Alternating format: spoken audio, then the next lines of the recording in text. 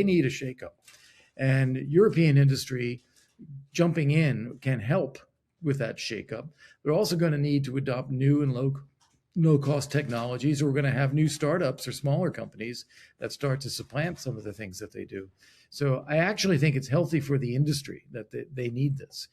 The idea of restricting the use of American weapons so that we have this kill switch inside every missile or every artillery shell, if we had such a thing, but the idea that we would have that sounds good to an American strategist, in a very short-term thing, but it's catastrophic, actually, when you think about building relationships with allies and the effectiveness of equipment.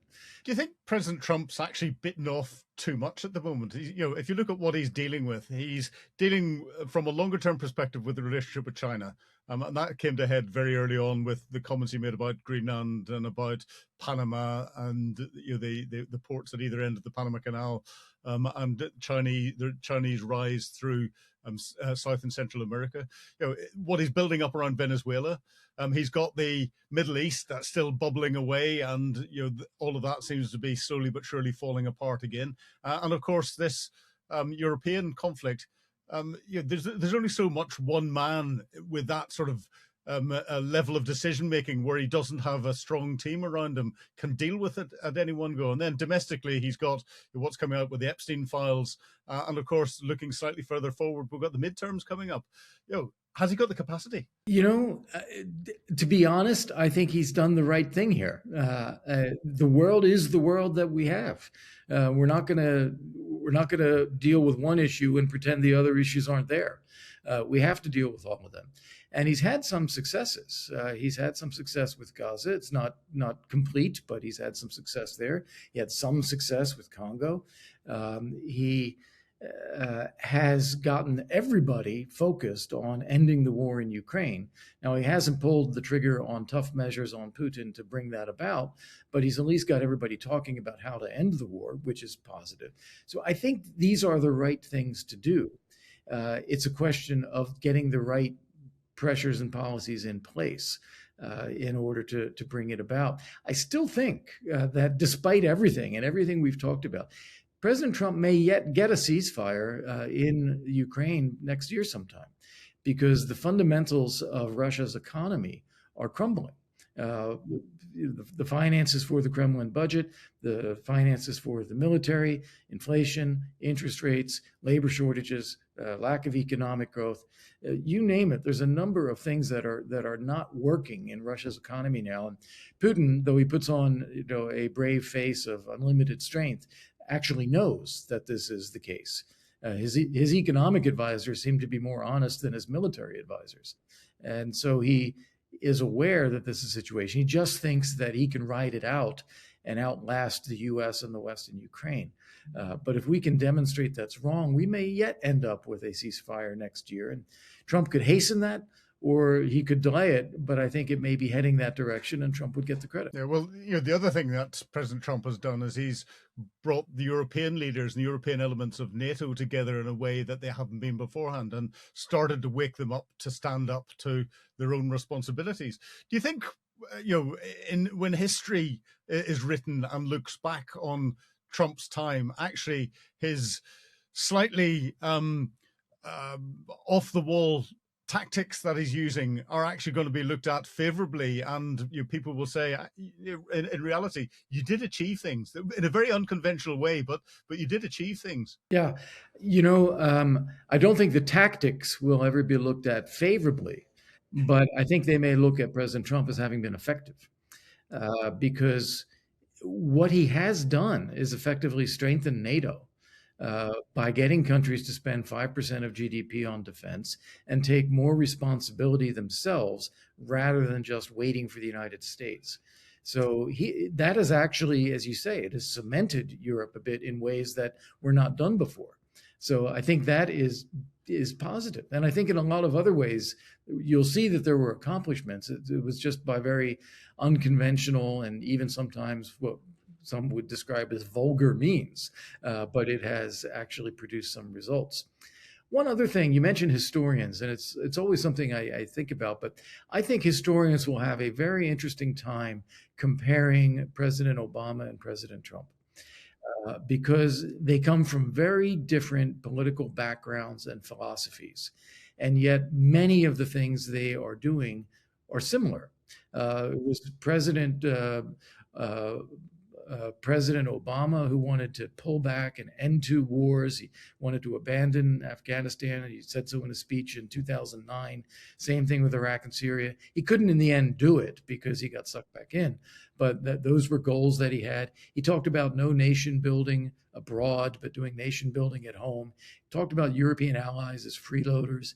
He had a very difficult relationship with the UK, you'll remember.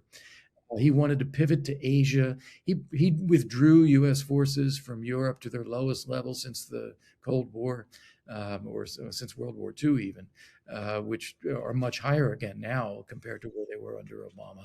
He tried to do this reset with Russia, Vladimir Putin, ignoring Putin's invasion of Georgia.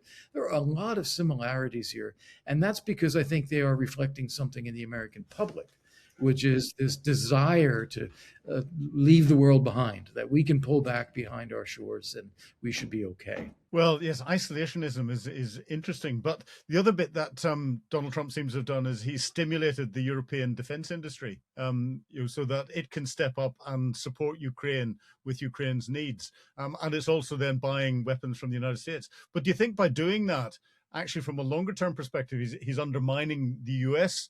defense industry? Because at the moment there are no real competitors when it comes to volume, and types of military technology and weapons that are out there. But because of some of the decisions he's made, he's forcing the European defense industry to step up to be able to produce that volume, to be able to produce those technologies. And then once the war in Ukraine eventually finishes, which it will at some stage, there will be a competition. And him having turned around to put restrictions on the use of weapons, countries, when they're looking at what they're going to buy, may go, well, I'm nervous about those restrictions being put on, and we're going to go there. And it might just affect the US taxpayer. There's a lot of schizophrenia in this, as you just described. Um, on the one hand, I think it is positive that U.S. defense industry gets a bit of a shakeup, because they're a bit complacent. They're very expensive, producing very high tech, very expensive equipment that is now proving not to be cost effective when you're dealing with countries that, following Ukraine's lead, that are developing highly effective, low cost tech that are changing the dynamics on the battlefield. So they need a shakeup. And European industry jumping in can help with that shakeup. They're also going to need to adopt new and low cost technologies, or we're going to have new startups or smaller companies that start to supplant some of the things that they do. So I actually think it's healthy for the industry that they need this. The idea of restricting the use of American weapons so that we have this kill switch inside every missile or every artillery shell, if we had such a thing, but the idea that we would have that sounds good to an American strategist, in a very short-term thing, but it's catastrophic, actually, when you think about building relationships with allies and the effectiveness of equipment, because that's going to drive people away from the use of American equipment, and meaning that only the U.S. is going to be the one having to carry the burden. And back to back to President Obama. It was President Obama who got allies to commit to spend 2% of GDP on defense at the Wales summit in 2014. So he was very much coming at this the same way President Trump is. They've got to spend more, and do spend more on their own. Just President Trump has done it with a sledgehammer and has gotten a bigger commitment. And of course, behind that is Vladimir Putin's war of aggression in Europe, which has woken everyone up to the fact that they may actually end up having to fight a war at some point. So they better prepare. I don't think if you keep comparing Donald Trump and President Obama and saying that they're following the same tactics, I think you might lose your invite to the White House Christmas lunch if that gets out there. But you mentioned the economy in Russia and the pressure that's on there. We've seen Ukraine starting to attack the shadow fleet, both in the Black Sea, and then we've had an attack off the coast of Africa, and we've now had a Shadow Fleet tanker attacked in the Mediterranean, where a senior officer from the Russian military intelligence, the GRU, was allegedly killed as part of that attack. Do you think the Russians will be getting worried? And do you think this is the right sort of tactics that the Ukrainians should be applying? Right. Well, it's definitely the right set of tactics because the Russians feel they can do things with impunity because they're bigger. As oh well, we can do worse, and therefore intimidate Ukraine or others from doing anything to them. The reality is they can't do much worse than they're already doing, and putting some pressure on them does cause them to have to adjust. And so I think what Ukraine is doing by going after these tankers is exactly the right thing to do. I wish the Europeans were a bit more aggressive on this as well. Not a single one of these meets any environmental standards. They're also not honestly declaring who they are and what they're doing. So they should be subject to boarding and inspection, as Sweden did this past week. So this is very much the right tactic. One thing I'd point out for listeners too, the Ukrainians tend to be nice, even though they're doing these things, because they're getting the tankers while they're empty.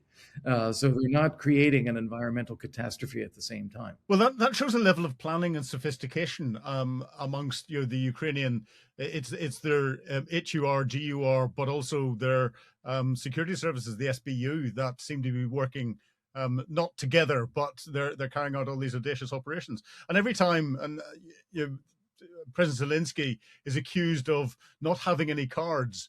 Whenever that meeting happened in the Oval Office where he got ambushed and President Trump said, "You're not carrying any cards," Zelensky was sitting there going, "Well, I've got Operation Spider's Web coming up, and therefore I think I've got a full house in my hand, but I'm just not going to tell you about it just yet."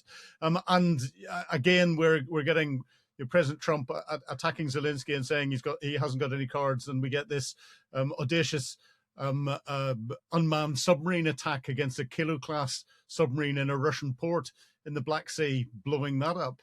Do you think we're getting it wrong about Zelensky and not having any cards and the capabilities that Ukraine is showing from not just a specific regional perspective, but also their global reach? Absolutely. I think it is fundamentally a flawed framework to talk about who has the cards. I mean, the Soviet Union couldn't defeat Afghanistan. The US couldn't defeat Vietnam. Not because we didn't have bigger capabilities, more capabilities, but we didn't have the will that the Afghans and the Vietnamese had to actually see it through. And that's the biggest card that President Zelensky has, is the will of the Ukrainian people not to be subjugated.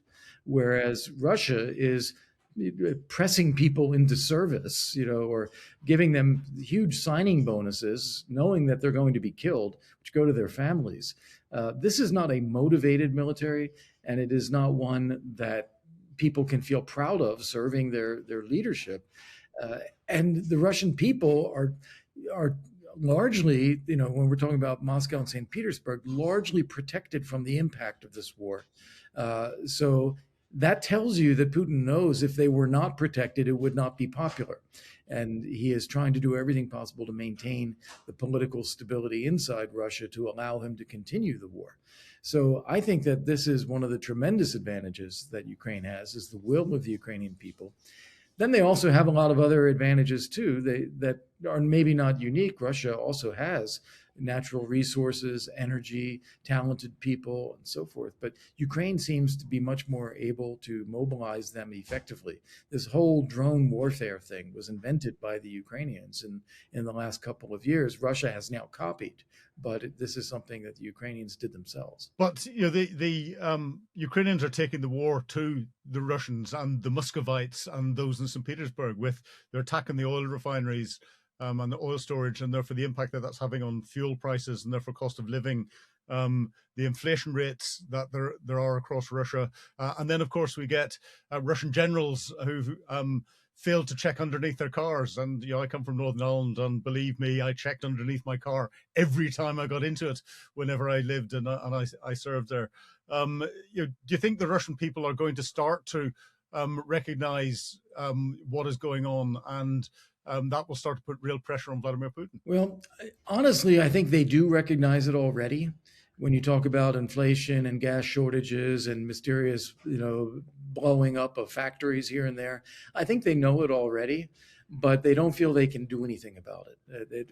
Putin has such an authoritarian grip on the country that it's not worth it for anybody to stick their head up and say or do anything. So they're just kind of watching. And it reminds me of the time when Prigozhin, going back a few years, launched this mini rebellion, taking the Wagner group from Ukraine up into Russia, and didn't meet a single soldier, any kind of opposition whatsoever. In fact, he was drinking tea in the military headquarters in Voronezh before continuing on. So this shows you that the public, the Russian people, have a high degree of apathy when it comes to Vladimir Putin or the regime or what they're doing. They just don't want to get sucked in or don't want to be harmed in any way. This is sustainable for Putin every day, one day to the next. But then when something goes wrong, it's also vulnerable to just snapping, just bottoming out any support. Yes, I remember Prigozhin's procession very well indeed. And I think he surprised himself and he got shocked. And that's what scared him, that he was actually making so much progress. He had expected to hit some opposition and stop and then negotiate and all the rest of it. But when he got to Moscow, he had to stop himself because he didn't know what to do next. So what do you see happening in 2026 then? Well, taking the optimistic side again, I think that there will likely be a ceasefire in 2026. I thought that in 25, but then we never put pressure on Russia, which we could have done.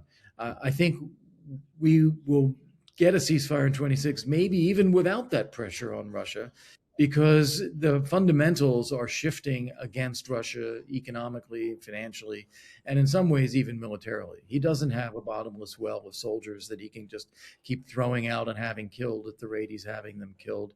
He is facing component shortages.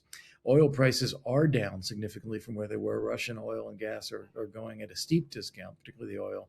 So this is going to have an impact. And I think if we can just demonstrate sustainability of Ukraine, the military and the economic support for Ukraine are not going away, I think we can get a ceasefire. I don't ever expect an agreement with Putin. And this is something where I think we keep chasing the idea of a deal and the idea of a permanent peace agreement. I don't think that'll ever happen, because Putin will never back away from his maximalist demands of subjugating Ukraine, claiming there's no Ukrainian people, no Ukrainian language. It's all confused Russians that have been brainwashed by the West, and he needs to control everything. And that'll never be acceptable to the Ukrainian people. But do you think Putin will then use that ceasefire time to rearm, re-equip, and come ready back to take another salami slice away? Yeah, absolutely. Of course he will do that. And that's the challenge for Ukraine and the West, is also to use that time of a ceasefire to make Ukraine more and more resilient, tougher, stronger militarily, stronger economically, joining the European Union, harden that ceasefire line, do everything possible to make it difficult for Putin so that he is deterred from those future attacks. The name of the game here is not going to be peace per se. It's going to be deterrent. Well, on that note, I can't work out whether it's depressing or whether it's more positive. If there's a ceasefire comes and the killing stops, I'll take that as a positive. But Ambassador Kurt Volker, thank you very much indeed for talking to me today on Times Radio Frontline. It's a pleasure, Philip. Thank you. You've been watching Frontline with me, Philip Ingram. If you'd like access to exclusive content, please subscribe to Times Radio membership and watch us on YouTube. But you can now get us as a podcast wherever you get your podcasts from. And don't forget, you can also listen to Times Radio for the latest updates on global affairs and read about them at thetimes.com. Thank you.